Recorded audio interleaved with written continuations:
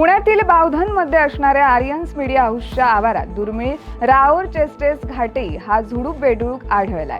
या प्रजातीचा बेडकांची लांबी 19 ते 25 मिलीमीटर म्हणजे साधारणतः 2 सेंटीमीटर एवढीच असते।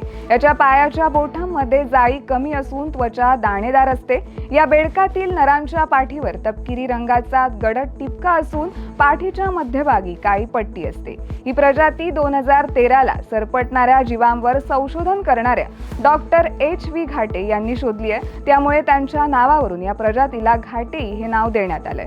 महाराष्ट्र राज्यातील उत्तर पश्चिम घाटात यांचा अधिवास आढळतोय। ही प्रजाती सामान्यतः 600 ते 1000 मीटर उंचीवर पश्चिम घाटातील अर्ध सदाहरित वनजंगले आणि झुडपांच्या भागात आढळतात। सध्या सुरू असणाऱ्या पावसामुळे या जातीचे बेडूक आढळून आले आहेत। पश्चिम घाटातील वनसंपदा झपाट्याने कमी होत असल्याने त्याचा परिणाम या प्रजातीवर सुद्धा झाल्याचं संशोधक सांगतायत।